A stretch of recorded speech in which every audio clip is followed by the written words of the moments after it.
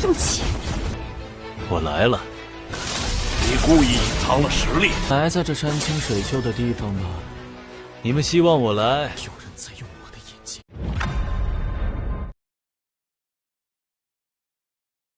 Melanjutkan dari episode sebelumnya, terlihat bagian-bagian tubuh Xing An kembali menyatu dan kabur melesat ribuan li dalam sekejap. Lalu, sebuah suara bergema di langit, setiap awan selalu memiliki lapisan perak. Cahaya pedang menyilang langit. Gelap kembali menyelimuti dunia. Qinmu mengaktifkan teknik kebangkitan mata 9 langit. Seketika, dua cahaya pisau, vertikal dan horizontal, melintas di udara. Peti itu terbelah menjadi dua. Sulit mengatakan berapa banyak anggota tubuh yang terpotong dan terlempar. Ada yang terbang ke langit, ada yang jatuh ke hutan, dan ada pula yang menyusup ke dalam tanah. Pisau surga, suara Xing An menggema dari segala arah. Cepat atau lambat, kalian semua akan menjadi bagian dari koleksiku.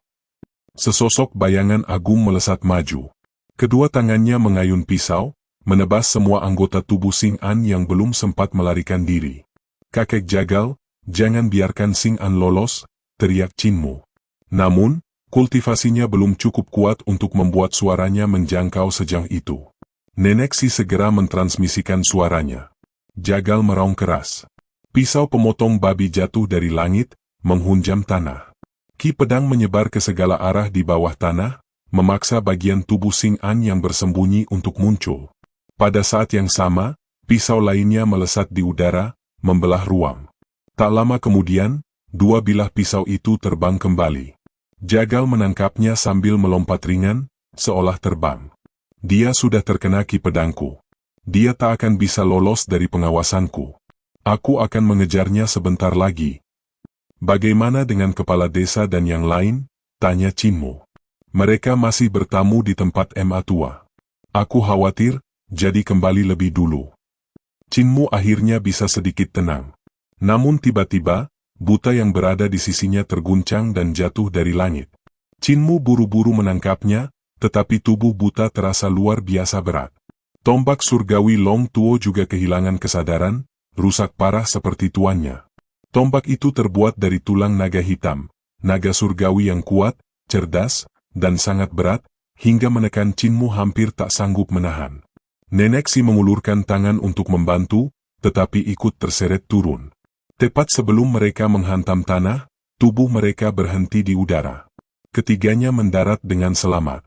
Naga banjir terakhir di tubuh Qinmu meluncur turun dan tergeletak di tanah seperti ular mati, terengah-engah dengan busa darah keluar dari mulutnya.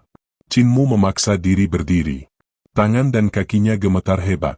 Luka-lukanya sangat parah, nyaris merenggut nyawanya. Jika bukan karena buta, cacat, dan tuli yang menyelamatkannya tepat waktu, ia pasti sudah ditangkap atau dibunuh Xing An. Dalam pertarungan hidup dan mati melawan keberadaan seperti Xing An, Qinmu sadar betul kekurangannya, baik kekuatan maupun pengalaman. Ia hanya bisa mengandalkan kecerdikan untuk membalikkan keadaan. Untungnya, kali ini ia berhasil. Namun, ketika menatap sekeliling istana yang dipenuhi para ahli dengan luka berat, Qinmu tak bisa menahan keterkejutannya. Keberadaan seperti buta, tuli, cacat, Kaisar Yanfeng, dan Li Tianxing, bahkan naga banjirnya, jauh lebih menakutkan daripada banyak master kultus dunia bela diri. Namun tetap saja, permaisuri janda, para pahlawan wanita, dan Yu Zhaoqing semuanya tumbang. Jika bukan karena suplemen itu, tak seorang pun akan selamat dari tangan Xing An. Dia, benar-benar kuat, aduh. Belum sempat Qinmu menyelesaikan kalimatnya, telinganya ditarik keras oleh Nenek Si. Berani-beraninya mengucapkan kata kasar, katanya dingin. Siapa yang mengajarimu? Jagal? Patriar? Atau geng-geng liar yang kau temui di luar? Aduh, aku salah. Nenek, lepaskan. Nenek Si akhirnya melepaskan. Qinmu menghela napas lega sambil menggosok telinganya. Nenek Si, sekarang Li Tianxing sudah mati, tak perlu lagi menyamar dengan wajah jelek itu, bukan? Jangan bersedih. Siapa yang bersedih? Jawab Nenek Si sambil berjalan menjauh. Li Tianxing mati, dan aku bebas dari beban. Aku seharusnya bahagia. Namun wajahnya justru tampak muram. Ia menghindari tatapan Qinmu dan memerintahkan para iblis di aula untuk membawa semua yang terluka masuk. Qinmu memanggil naga banjirnya, menyuruh mereka mengumpulkan seluruh bagian tubuh Xing An dan melemparkannya ke sarang naga sejati. Meski ruang itu mampu memutus segala koneksi, Qinmu tetap merasa tidak tenang. Ia mengubah cakram kaisar menjadi Raja Naga Sejati dan memasukkannya ke dalam segel sarang naga. Cacat yang pingsan sambil memeluk kakinya terpaksa ia lepaskan dengan susah payah. Lukisan tuli pun ikut ia segelkan. Setelah semuanya aman, Qinmu menuju aula untuk merawat para korban. Namun luka sebagian orang terlalu parah. Jika dirawat satu persatu, banyak yang akan keburu mati. Ia memanggil Kilin Naga. Fatih Dragon, aku memeliharamu selama 1000 hari. Sekarang waktunya berguna. Jilat mereka semua. Kilin Naga merengek. Guru kultus, dari mana aku mengeluarkan air liur sebanyak itu? Jangan bilang air liur, bisik Hu Ling di telinganya. Sebut saja air naga.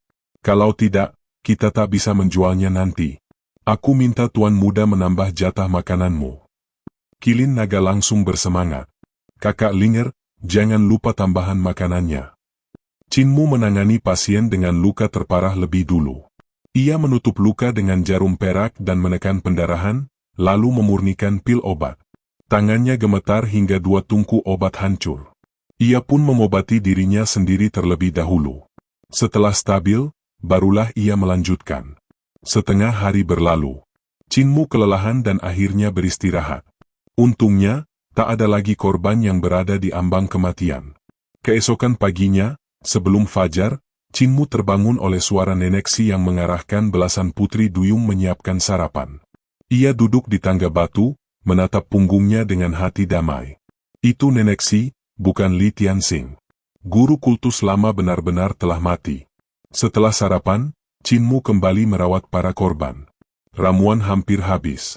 Ia menuliskan daftar kebutuhan dan menyuruh Hu Ling menunggang Kilin Naga menuju prefektur Anle. Saintes siang, ikutlah. Pastikan toko ramuan kultus suci surgawi menyiapkan semuanya. Siapkan juga 26 kuali besar. Beberapa luka harus direbus dan dikukus. Yan Jingjing bersorak ingin ikut, sementara Si Yunxiang sudah menghitung biaya di kepalanya. Hu Ling hanya mencibir, dan percikan persaingan langsung terasa di antara mereka. Sekitar 10 hari kemudian, ramuan akhirnya siap. Di sisi lain, Qinmu teringat nasihat Wang Muran tentang roh primordial 6 arah. Ia segera menemui Ling Yuxiu. Jika teknik ini benar-benar kita sempurnakan, kata Ling Yuxiu terkejut, apakah kita bisa disebut master? Qinmu tertawa. Kalau begitu, apakah penasehat kekaisaran perdamaian abadi hanya seorang master? Mata Ling Yuxiu berbinar. Kalau 6 arah roh primordial berhasil, itu akan menguntungkan miliaran makhluk. Tanpa menunggu lagi, ia menarik tangan Qinmu dan berlari keluar aula. Siwer, kemana kau pergi? Tanya Kaisar Yan Feng. Menumbuhkan roh primordial 6 arah.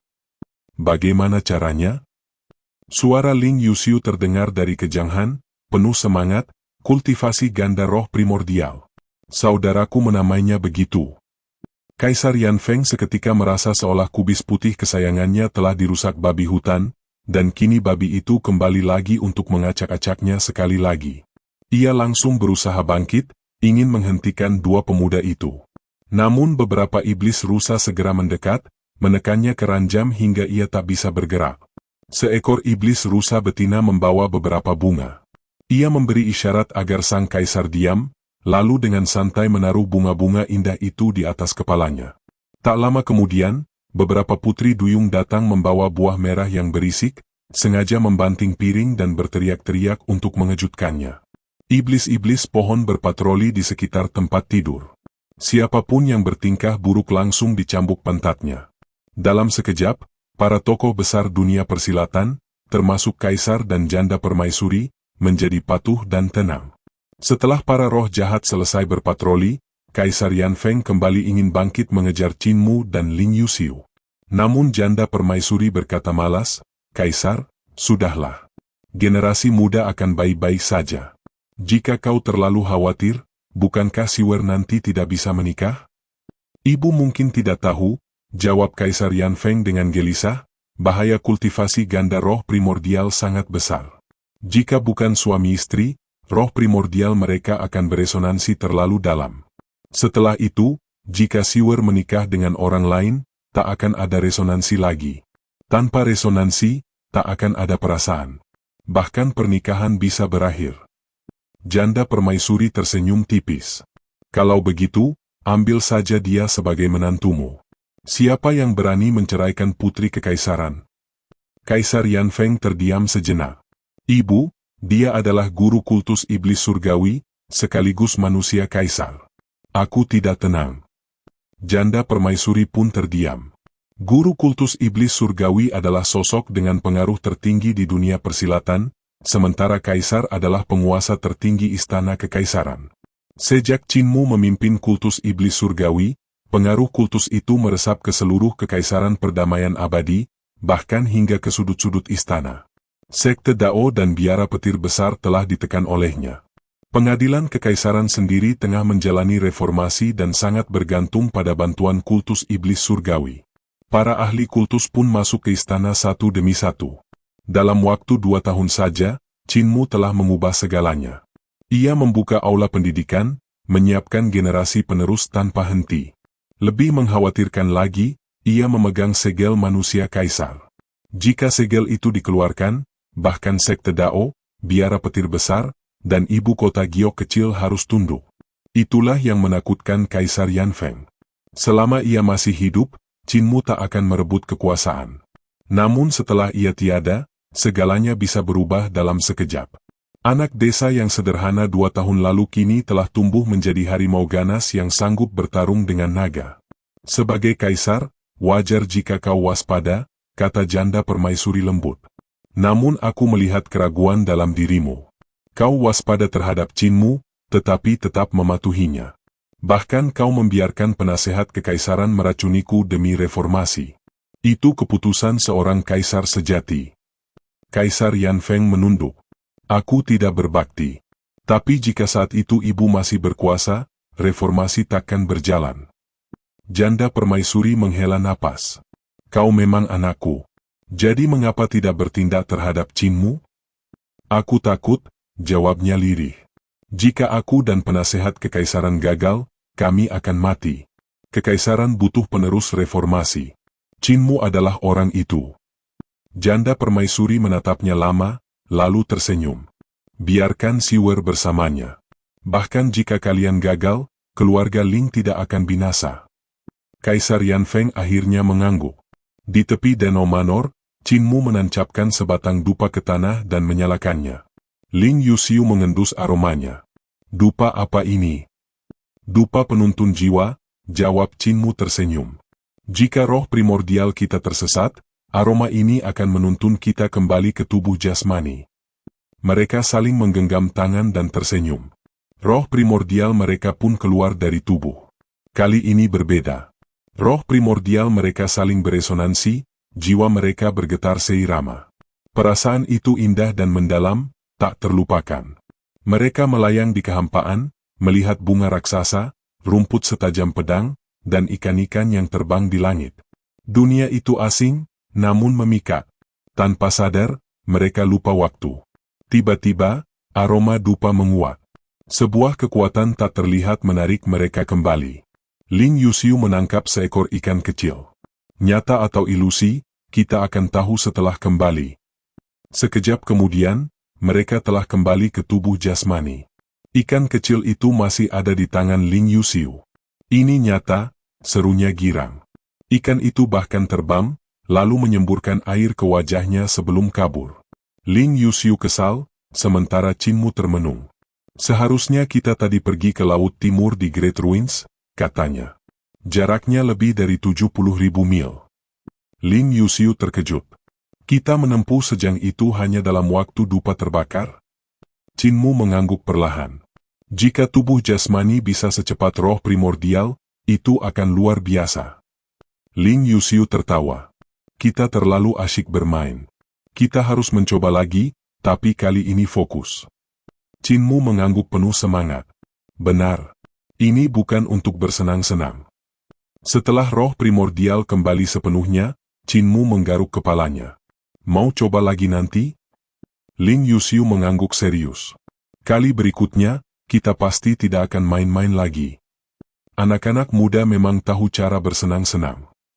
Di depan aula, si buta berjemur di bawah sinar matahari sambil berbincang dengan si tuli. Lihat saja semangat muda mereka. Penuh gairah, penuh energi, rajin berkultivasi ganda. Tuli, apa kau tidak pernah terpikir mencari pasangan? Si tuli mengabaikannya. Ia menunjuk lubang telinganya, memberi isyarat bahwa ia tidak mendengar apapun. Berpura-pura tuli, dengus si buta. Ia bersandar pada tongkatnya dan tertatih menuju Kaisar Yanfeng. Mertua, putrimu sekarang sedang berkultivasi ganda dengan emiurku. Kenapa kau muntah darah? Kau memarahiku? Seorang kaisar memukul orang tua, di mana hukumnya? Kau pikir aku takut padamu? Kaisar Yanfeng hampir pingsan karena marah.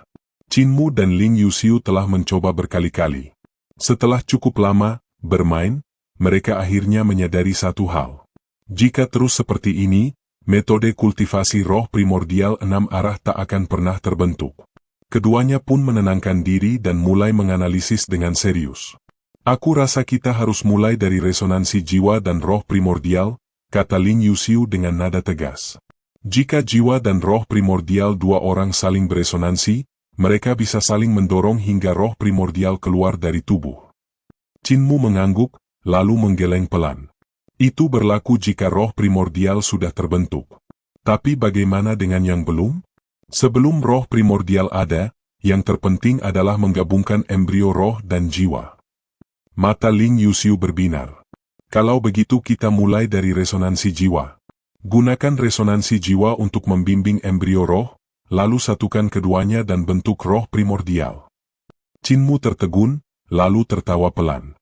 Metode ini harus dilakukan oleh dua orang. Jiwa milikku membimbing embrio rohmu, dan jiwamu membimbing embrio rohku. Saat jiwa-jiwa kita beresonansi dan keluar dari tubuh, pertukaran terjadi, dan roh primordial akan terbentuk secara alami. Keduanya saling memandang, penuh kegembiraan. Teori itu jelas. Langkah terpenting adalah memastikan resonansi roh primordial agar embrio roh dan jiwa tidak kembali terpisah. Jika berhasil, roh primordial akan terbentuk langsung di alam 6 arah. Namun Ling Yuxiu tiba-tiba ragu. Masalahnya, bagaimana mengubah teori ini menjadi teknik yang bisa dipraktikkan? Qinmu berjalan mondar-mandir sambil berpikir keras. Teknik ini menuntut dua orang yang benar-benar saling percaya. Tidak boleh ada kewaspadaan, tidak boleh ada keegoisan. Keduanya harus cukup dekat untuk menyerahkan jiwa dan roh primordial masing-masing tanpa ragu. Ling Yuxiu tersenyum manis. Kata-kata itu membuat hatinya hangat. Jangan pikirkan orang lain dulu, katanya cepat. Mari kita sempurnakan tekniknya. Qinmu segera membuat beberapa dupa penuntun jiwa tambahan. Mereka menggunakan jiwa masing-masing untuk membimbing embrio roh pasangan, mencatat alur sirkulasi ki dan prinsipnya. Setelah beberapa kali percobaan, mereka kelelahan dan berhenti untuk beristirahat. 6 hari kemudian, kerangka besar teknik itu akhirnya terbentuk. Sisanya tinggal penyempurnaan detail. Sementara itu, si jagal belum juga kembali dari mengejar Xing An. Hal ini membuat Qinmu dan Nenek Si semakin waspada. Xing An terlalu berbahaya. Jika ia memulihkan tubuhnya dan menetralkan efek suplemen, bahkan jagal bisa terancam. Tak lama kemudian, Si Yunxiang, Yan Jingjing, dan Hu Ling kembali dari prefektur santai dengan kapal cepat, membawa kuali, ramuan, dan alat pengukus. Qinmu kembali sibuk. Ia mengatur kuali, menyeduh ramuan, memasak, dan mengukus para korban luka. MUR. Mereka yang tingkat kultivasinya rendah tidak boleh dikukus, mereka bisa matang, seru Nenek Si. Aku mengerti. Setelah semuanya stabil, Qinmu menuju sarang naga sejati. Ia mengeluarkan beberapa kaki dan bertanya pada si Cacat. Kakek Cacat, kaki mana yang milikmu? Si Cacat memilih 2. MUR, kenapa kau menyimpan begitu banyak kaki? Cadangan, jawab Qinmu santai. Kalau nanti hilang lagi, masih ada pengganti. Pah, ketuk kayu, ketuk kayu. Chinmu segera menyiapkan ramuan, salep, dan air liur naga. Menyambung kembali kaki si cacat baginya hanyalah perkara sepele. Keahlianmu makin hebat, puji si cacat. Si tuli mengangkat alis. Itu karena kau terlalu sering dipotong orang. Chinmu lalu membawa mangkok naga giok untuk menemui si buta. Kakek buta, mata surgawi mana yang milikmu? Ada lebih dari selusin bola mata di mangkuk itu. Dari luar semuanya sama. Si buta menyentuhnya perlahan dan mengambil 2. Sudah lama mataku dicabut. Masih bisakah dipasang kembali? Chinmu memeriksa dengan teliti. Bisa, tapi sarafnya telah layu. Perlu perawatan beberapa hari. Si buta tersenyum tenang. Tak apa, aku sudah terbiasa. Chinmu tersenyum percaya diri. Tenang saja. Keahlian medisku mungkin nomor 2 di dunia, tapi itu sudah cukup. Ia menyiapkan ramuan lembut untuk mengaktifkan kembali saraf mata, menggunakan uap obat, jarum perak, dan pil roh secara bersamaan. Beberapa hari kemudian, barulah ia menyambung saraf mata si buta. Setelah benar-benar pulih, lepaskan penutupnya, pesan Chinmu. Usai semua itu, Chinmu termenung. Jika semua bagian tubuh Xing An bisa diganti, pasti ada satu yang tidak. Ia dan Nenek Si berdiskusi panjang tentang jiwa dan 7 roh. Kesimpulannya jelas. Tubuh asli Xing An masih utuh. Dan tempat persembunyiannya hanya 1. Dada. Dia masih punya kelemahan, kata Chinmu pelan. Selama dia masih membawa peti itu, berarti tubuh aslinya tersembunyi di dalam. Saat itu, membunuhnya akan jauh lebih mudah. Nenek Si mengangguk. Jika dia muncul lagi dengan peti itu, maka kematiannya sudah dekat. Di dalam puri, kuali-kuali besar diangkat dan dijaga oleh iblis rusa. Mereka terus menambahkan kayu ke dalam api tanpa henti. Di dalam kuali, para ahli sedang dimurnikan, sementara aroma obat perlahan menguap ke udara. Selain kuali, terdapat pula kapal uap raksasa. Beberapa ahli dimasukkan ke dalamnya untuk dikukus. Chinmu berkeliling melakukan pemeriksaan. Ia menyesuaikan ramuan obat berulang kali, lalu menusukkan jarum perak ke tubuh para ahli yang harta surgawinya rusak. Jarum perak berongga itu menyalurkan uap obat langsung ke dalam tubuh mereka. Tubuh Kaisar Yanfeng dipenuhi jarum perak. Wajahnya menghitam saat menatap Chinmu.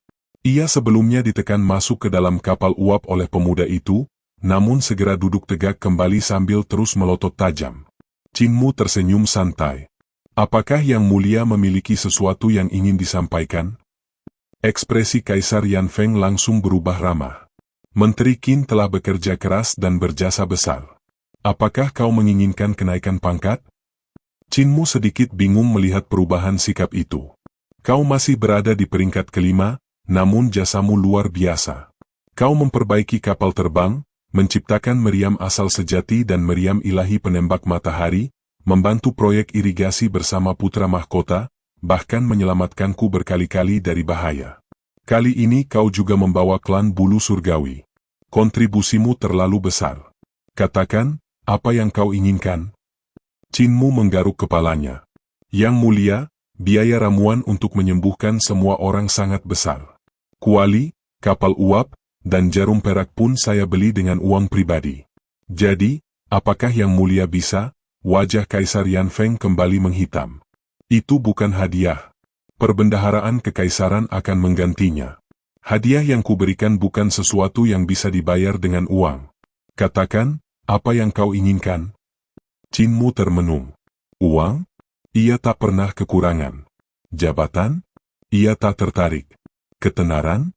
Master kultus iblis surgawi sudah dikenal di seluruh negeri. Harta? Ia telah merampas banyak artefak, termasuk dari istana emas Roland. Ramuan dan pil? Ia sendiri seorang tabib surgawi. Ia menggeleng pelan. Kini ia mengerti perasaan guru kekaisaran. Hadiah dari kaisar tak lagi menarik baginya. Pikirkan baik-baik, kata Kaisar Yanfeng perlahan.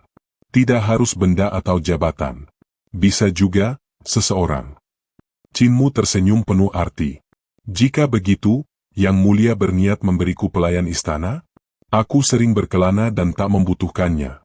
Namun nenek-nenek tinggal di sini, dan yang mengelilingi puri hanyalah iblis serta monster. Jika Yang Mulia berkenan memberi beberapa pelayan istana untuk merapikan puri, aku tentu tak menolak. Dua gadis seperti Jian Qi dan Qin Qi di sisi Ibu Suri Janda sudah cukup, pergi. Kaisar Yan Feng meraung sambil rebah di kapal uap. Baik, sesuai titah. Qin Mu menutup kapal uap sambil bergumam, bilang mau memberi hadiah, tapi bahkan beberapa pelayan istana pun enggan. Pelit sekali, apa katamu? Kaisar Yan Feng mengamuk. Pergi, sebelum kepalamu melayang. Di luar, Qin Mu mengeluh kepada Ling Yuxiu yang baru datang. Yuxiu, ayahmu bilang ingin memberiku hadiah, tapi sekarang malah ingin memenggal kepalaku. Ling Yuxiu tersenyum. Ayah memang begitu akhir-akhir ini. Tekanan politik membuatnya mudah marah. Abaikan saja. Kau mencariku untuk kultivasi ganda? Tanya Qin Mu. Ling Yuxiu mengangguk. Teknik kita hampir sempurna. Jika ditunda, aku mungkin dipanggil kembali ke ibu kota sebelum selesai.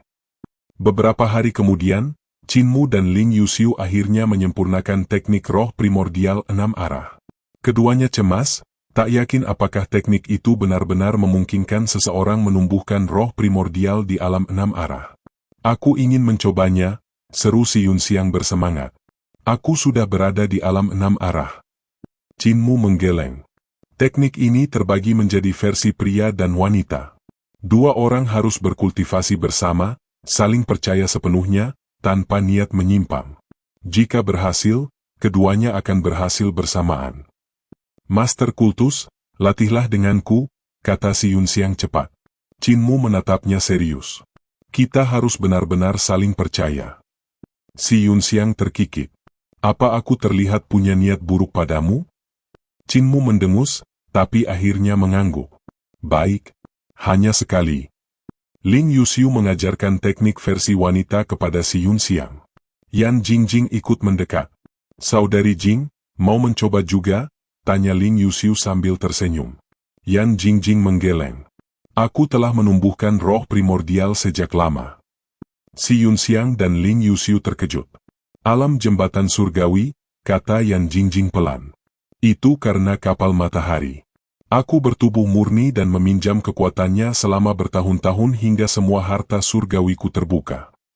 Semua terdiam. Yan Jingjing, yang seusia mereka, telah mencapai tingkat Master Kultus. Meski begitu, Yan Jingjing menegaskan bahwa jalan pintas ini membuat fondasi tidak stabil. Qin Mu pun mengurungkan niat memanfaatkan kapal matahari. Akhirnya, Si Yunxiang mulai berkultivasi bersama Qin Mu. Dari kejanghan, orang buta berkata pelan, Kaisar, putrimu terlalu murah hati. Kaisar Yan Feng mendengus. Dia tak mengerti bahwa kultivasi ganda roh primordial sejatinya hanya untuk pasangan sejati. Namun tiba-tiba, aku berhasil. Roh primordialku tumbuh. Sorakan Si Yunxiang menggema. Ling Yuxiu dan Qin Mu bersorak gembira. Kaisar Yan Feng terdiam kaku. Orang buta tersenyum tipis. Kaisar lupa. MUR adalah tubuh tuan. Ia mampu beresonansi dengan lebih dari satu roh primordial. Orang tuli tertawa kecil. Aku sudah melukis ekspresi wajahmu. Master Kultus, Putri Xiu, tanya Si Yunxiang, apa nama teknik ini? Qin Mu dan Ling Yuxiu menjawab bersamaan, Panduan Roh Primordial. Panduan roh primordial dirancang oleh Qin Mu dan Ling Yuxiu dengan menggabungkan teori paling mendasar dari tubuh penguasa 3 eliksir. Fondasinya berasal dari teknik Daoin, yang berfungsi membimbing dan menata aliran ki vital di dalam tubuh. Berbeda dengan teknik biasa, panduan roh primordial membimbing embrio roh seseorang untuk keluar dari tubuh dan bercampur dengan jiwa pasangannya. Setelah itu, jiwa dan roh saling bertukar kembali, memanfaatkan momen tersebut untuk menyatu dan melahirkan roh primordial. Karena itulah kata penuntun menjadi inti dari nama teknik ini. Alasan roh primordial Qin Mu mampu beresonansi dengan roh primordial Si Yunxiang terletak pada embrio rohnya. Embrio roh Qin Mu tidak memiliki atribut apapun, berbeda dengan Ling Yuxiu dan Si Yunxiang yang masing-masing memiliki atribut tubuh roh sendiri. Resonansi embrio roh berasal dari penyatuan roh primordial yang menghasilkan frekuensi tetap. Karena setiap orang memiliki atribut yang berbeda, maka roh primordial mereka pun memiliki frekuensi yang berbeda pula. Pasangan yang menumbuhkan roh primordial melalui kultivasi ganda akan membentuk frekuensi unik milik mereka sendiri. Ketika salah satu dari mereka mencoba berkultivasi ganda dengan orang lain, resonansi tidak akan terjadi karena frekuensinya tidak lagi selaras. Namun, embrio roh dan roh primordial Qinmu ibarat kertas putih tanpa atribut. Saat ia berkultivasi ganda dengan Ling Yuxiu, ia menyesuaikan diri dengan frekuensi Ling Yuxiu. Ketika berkultivasi dengan Xiyun Xiang, ia mengikuti frekuensi Xiyun Xiang. Kaisar Yanfeng tidak pernah benar-benar memahami keanehan tubuh penguasa milik Qinmu. Karena itu, ia mengabaikan kemungkinan tabu dalam resonansi roh primordial dan tidak memperingatkan Ling Yuxiu. Kini, penyesalan memenuhi hatinya. Qinmu dan Ling Yuxiu menyelesaikan versi pria dan wanita dari panduan roh primordial. Mereka menuliskan metode kultivasi serta teknik pertukaran jiwa secara rinci. Keduanya merasakan kegembiraan yang sulit diungkapkan. Tanpa disadari, mereka mencapai pemahaman yang melampaui kata-kata. Bukan hanya Dao yang tersentuh, tetapi hati Dao mereka juga mengalami lompatan kualitatif. Sekilas tampak mendadak, namun sejatinya tidak. Menciptakan sesuatu dari ketiadaan adalah hal tersulit.